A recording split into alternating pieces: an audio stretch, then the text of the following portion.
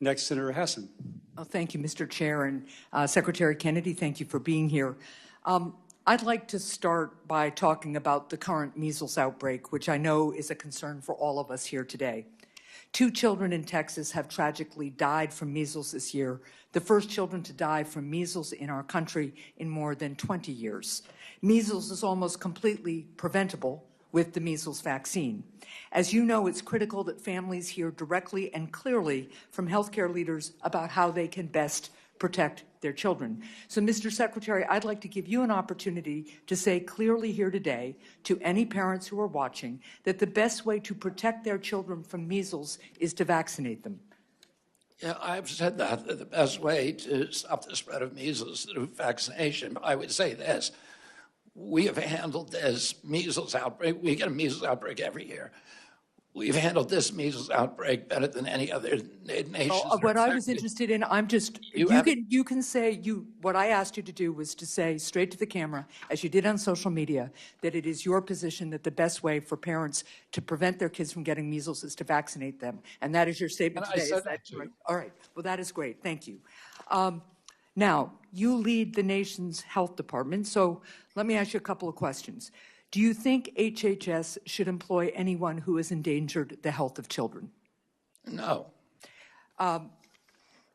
You hired David Geier to lead autism research at HHS, an individual who fraudulently posed as a doctor and gave dangerous medications and medical tests to children with autism. According to the state of Maryland's investigation, David Geier, who has no medical license or training, gave hormone blocker injections to children with autism who were as young as 8 years old, which the Maryland Board of Medicine said poses a substantial risk of harm. Secretary Kennedy, yes or no, will you fire David Geier? First of all, what you're saying is not true. And we did not hire David Geier to manage autism research at HHS.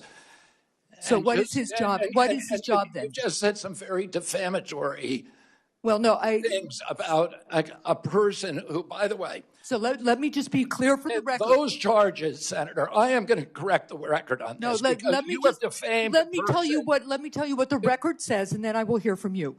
Last week, when Mr. O'Neill was here in his confirmation hearing, I submitted for the record the charge that the state of Maryland laid out. Now, if you'd like also for me to submit to the record with unanimous consent today the findings of the state of Maryland, which fined him $10,000 for practicing medicine without a license. He does not have a medical license, and for providing and instructing and giving children hormone blockers. That is what the finding of the Maryland Department, the state of Maryland, its medical licensing board was. And I'll submit that for the record, I hope with unanimous consent. I'm assuming that you don't know what I'm about to tell you, or you wouldn't say something that was so dishonest.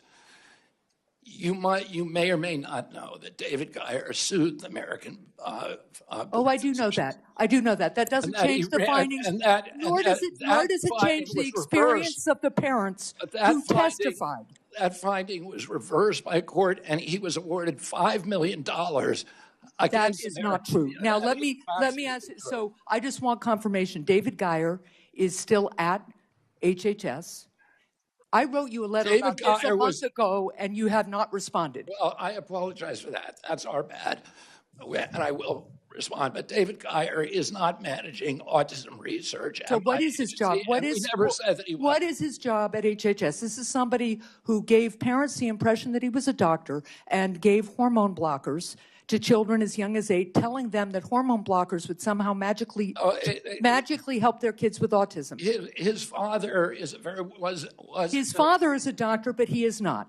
And his father was not in the room and did not, and he faked his father's signature according to the State Board of Medicine. And that ruling was overturned by a court. So what you're saying is just wrong. It's just a lie. And they were actually, the court said that the Maryland Board of Physicians was guilty of actual malice in fabricating those charges against David Geier. Well, we will pursue this.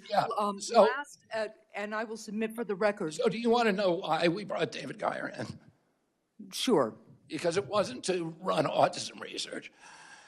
In 2002, the CDC runs a vaccine safety data link, which is supposed to be the vaccine information for the biggest HMOs that are supposed to allow CDC to have a surveillance system for vaccine injury. It's a backstop system.